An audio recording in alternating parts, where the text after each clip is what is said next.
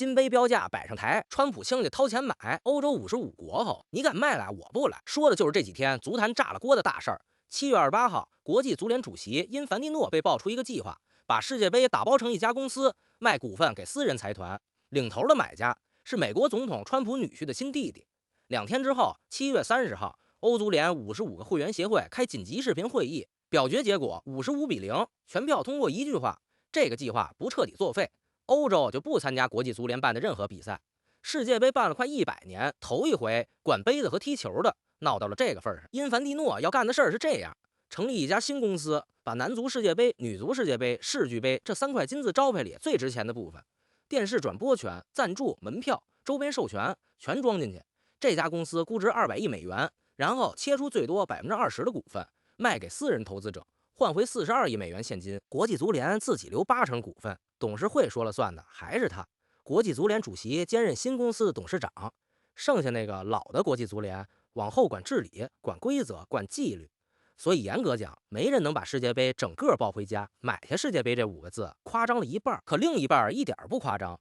世界杯這塊招牌值錢的就是轉播、贊助、门票這些。現在這個錢袋子被切出去1/5，往後每一届世界杯掙的錢，買家都跟着分，而且分到哪年為止沒說。打個比方，你家開飯店，招牌還掛你家的姓，鍋還是你家的鍋，但從今往後每個月流水的1/5歸隔壁老王，還沒個年限，這店還算不算完全是你家的？这裡頭還有最擰巴的一點，國際足聯的章程裡白紙黑字寫着，它是個注冊在瑞士的非營利組織，收上來的錢本該全數攤回給各國搞足球。非營利組織估值200億，這2句話擱一塊兒，怎麼念怎麼別扭。而且投資人的錢從來不是白拿的，人家一次性掏幾十億，圖的是往後的回報越滾越大。回報從哪兒來？行內人把路都指出來了，比賽越辦越多，票越賣越貴，轉播從電視往自家收費平台搬，苗頭其實已經露了。本屆世界杯頭一回搞动態票價，票價跟着需求一路飞漲，罵聲一片。連上下半场那個補水暫停多出來的廣告時段都被單獨拿出來賣了錢，真金白銀一進場，這些只會多不會少，這就是歐洲炸毛的原因。比賣股份更讓人炸毛的是辦這事兒的方式。這個計劃在國際足聯內部秘密運作了1年多，保密到什麼程度？國際足聯理事會相當於因凡蒂諾的內閣不知情，英格蘭足總的主席人家還兼着國際足聯副主席，照樣不知情。事後公開說自己事先毫不知情，那怎麼捅出來的？說來諷刺，不是足球圈捅的，是金融圈。7月中世界杯決賽那個周末，全世界足球圈的头面人物都聚在紐約華爾道夫酒店裡，風聲就傳開了。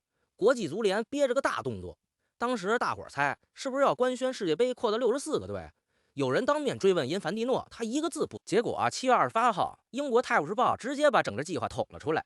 國際足聯被打得措手不及，連夜倉促官宣。官宣完第2天，因凡蒂諾給211個會員協會每家發了一封信，信裡2層意思。第一層填的9月19號之前書面表態支持，每家協會最高能拿4000萬美元，一次性的2000萬，再加常規發展撥款翻倍的2000萬，全體通過，大夥共享100億美元的資金池。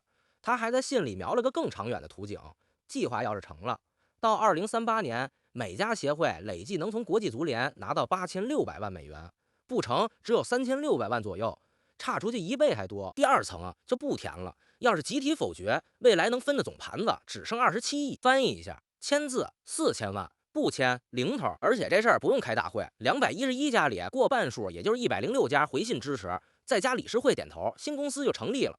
回封信就算數，錢還催得緊。9月19號前定下來，第一筆明年1月1號就開始發，離9月19號還剩50天。歐足聯第一個把桌子掀了。7月30號那場緊急會議，55家全到，表決55-0，一票反水的都沒有。聲明裡3句話，句句帶火，有些東西太重要了，不能賣。這不僅是領導力的徹底失敗，更是對國際足聯作為世界足球守護者職責的背棄。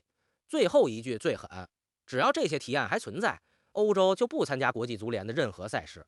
注意措辭，不是抵制某一屆，是國際足聯名下的所有比賽，世界杯、女足世界杯、世俱杯、青年賽一锅端。歐足聯還點破了最扎心的一層，世界杯從來不是國際足聯的私產，這是足球管理機構永遠不該跨過的一條線。中北美足聯跟着反對，說對缺乏正當程序深感擔憂。這話有分量，剛辦完這屆世界杯的就是人家。2031年女足世界杯還要在人家地盤辦，亞足聯主席薩勒曼的話留了餘地。這麼大的事，事先不打招呼，完全不可接受。注意，他抗議的是流程，沒說計劃本身不行。德国足协主席諾尤恩多夫就沒這麼客氣了，他管這個計劃叫一個致命的信號，把世界杯的大门向私人資本敞開了。非洲呢，握着54票的非洲，官方到现在一声不吭，只說执委會正在評估，但全世界都拿他當因凡蒂諾的基本盤。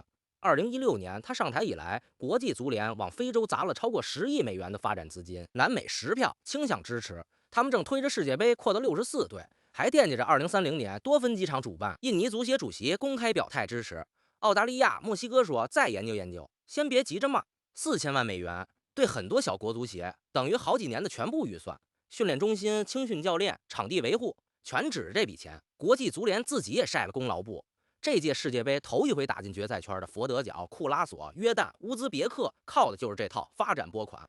佛得角那支球隊，老馬還專門講過一期，所以人家不是壞，是真窮。歐洲內部也有反水的，捷克足協主席公開講，我能看到這個計劃積極的一面。然後政客下場，英國首相伯納姆，注意這位上任才10天，還是個看了一輩子球的老球迷，發長文開炮，原話是這麼寫的：足球不屬於投資者。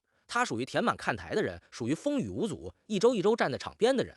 世界杯不是一件商品，你把它賣掉一塊，你就是出賣了它。法國體育部長跟上一句，足球不是拿來賣的。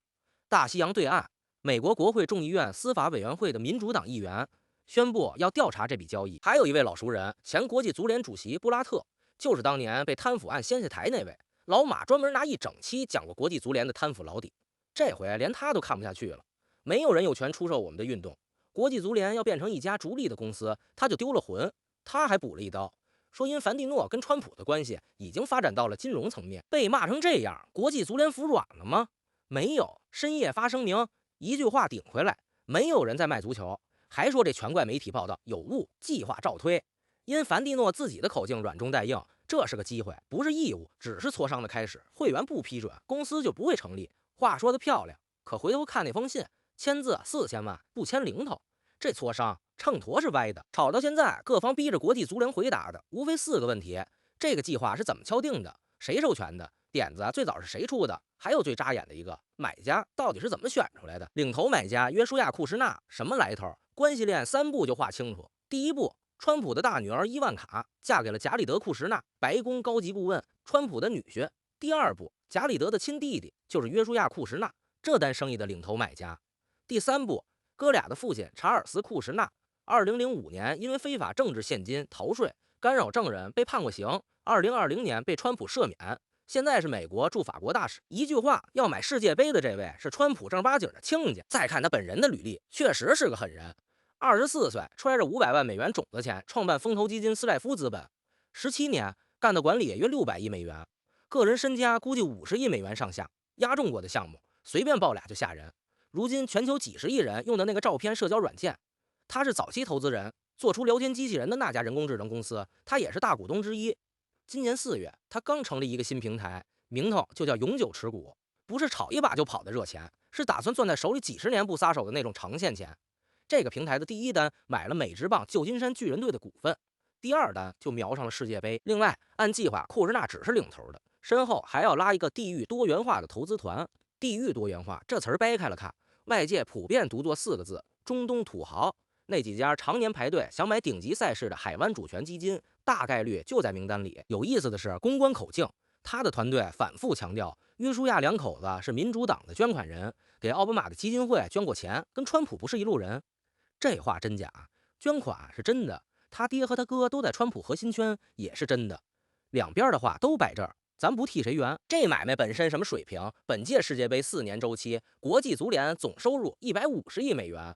要是新公司早就存在，1/5就是30億，42億的投入，一個周期回70%，往後每屆接着分，還沒有截止日期。何況有現成的樣板，私募資本這些年進一級方程式，進橄欖球聯賽，個個賺得盆滿缽滿。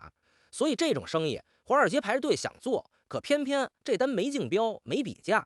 至於為什麼是庫什納拿到，國際足聯到現在沒給過解釋。所以真正的問題不是買家姓什麼，而是這麼大的買賣是誰在哪個房間裡按什麼程序拍的板，票數上門檻是211家裡的106家，咱把算盘珠子一顆顆拨，就算歐洲55票全部反對，剩下還有156票，非洲54票，基本盤，南美10票傾向支持，這就64了，離106只差42票。亞洲46票，中北美35票，大洋洲11票，92票里湊42票，難嗎？不難。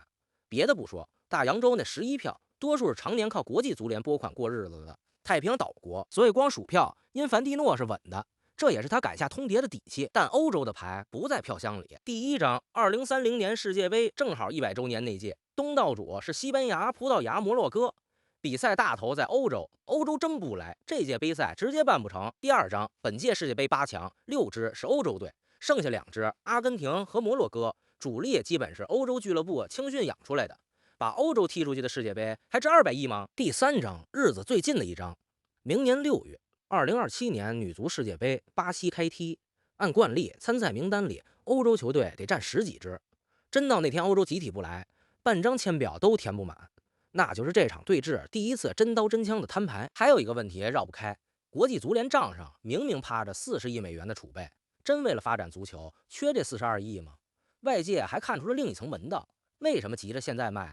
這屆在美國辦，全球最肥的市場，4年收入150億。比上一個週期直接翻倍，下一屆2030年在西班牙、葡萄牙、摩洛哥，多半掙不了這麼多。趁着最高點把股份賣出去，做買賣的都懂這一手。錢到賬的時間也巧，正好卡在2027年3月，國際足聯主席換屆選舉前夕。發錢的和拉票的是同一個人。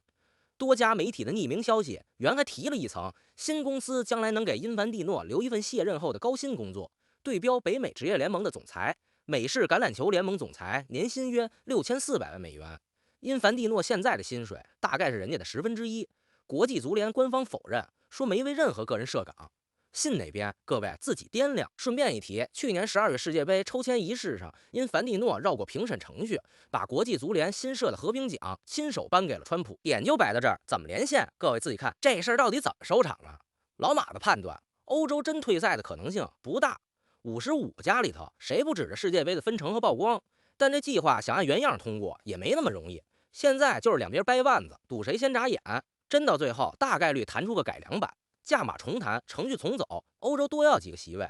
不過眼下兩邊都還沒鬆口的意思。上一個想拿錢改足球規矩的叫歐超聯賽，2021年12家豪門宣布單幹，48小時就被全世界球迷掀翻了。那回國際足聯還站在球迷這邊罵歐超，這回輪到他自己坐上被告席。那次的教訓其實寫得明明白白，足球這門生意最大的股東從來是看台上那幫人，誰把他們惹急了，多少個億都打水漂。往後盯3個日子就夠了。9月19號通牒截止，2027年3月國際足聯主席換屆，2027年6月女足世界杯巴西開踢，這3站老馬都會盯着。最後留個問題，評論區留，你要是一個小國足協的主席，青訓等着錢，場地等着錢，這4000萬美元你拿不拿 ？A 拿發展要緊。B 不拿，世界杯不能賣。C 錢照拿，票投反對。我是第一次看球的老馬，咱們下一場見。